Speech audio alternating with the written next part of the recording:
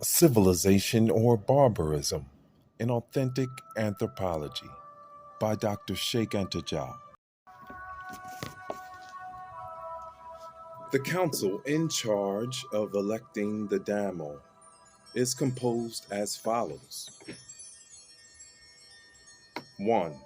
President, the representative of free men without caste. This is the Diawarne, Mbo, Ndiamber, or Ndiamba. 2. Three representatives of free men, each hereditarily administering one region.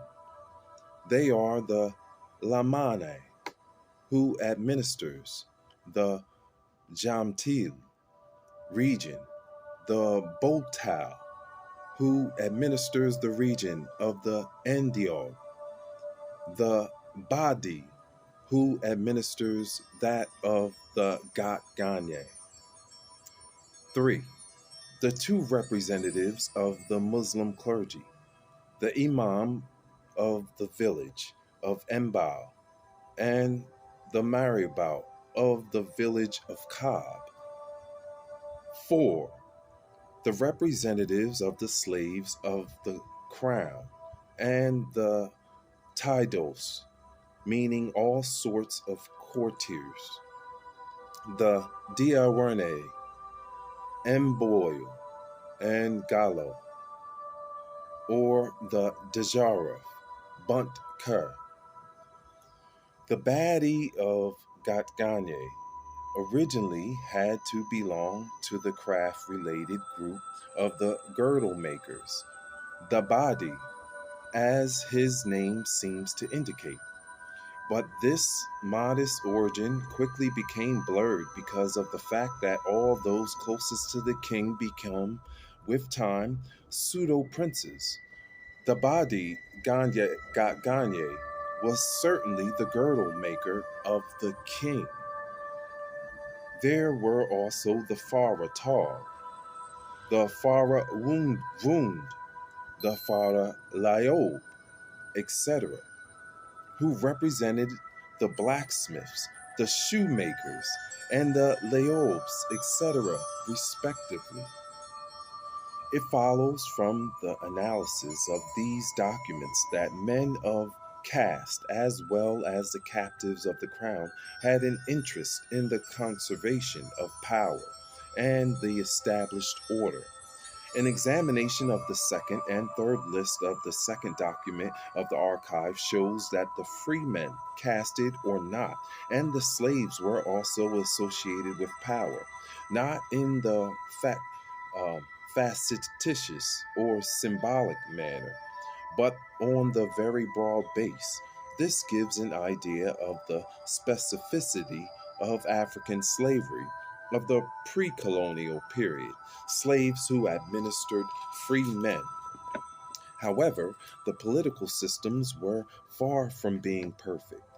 We have shown that in L'Afrique Noire Précoloniale that to look for the driving force of African history amounted to finding the social categories that did not resign themselves to their fate because they were exploited without compensation.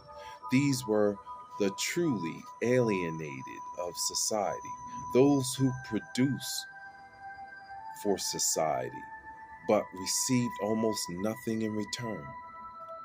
In the particular case of the Kayer, and with minor differences in the case of all the Neo Sudanese societies, they were made up of peasantry, the Badolo, and the third category of private slaves called captives of the father's hut.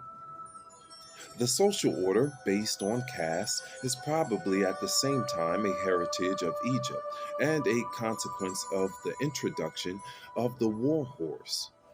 If the case of the blacksmiths is hypothetical, enough facts are available to demonstrate that the caste of the griots is a direct inheritance from the Egypt of the Fari pharaonic society. In fact, during the time of Diodorus of Sicily, that is, under Caesar Augustus, 30 BCE, Egyptian society, which had lost its independence 500 years earlier, was still casted. This author tells us that an Egyptian never taught his son music, even though the musicians caste in Egypt enjoyed great respect. This is also the situation in all of pre colonial Neo Sudanese region. Added to this, there is the identity of the shape of the West African's griot guitar and that of the Egyptian guitar. We'll stop there and pick back up civilization or barbarism. I'm Uriel, highest heart.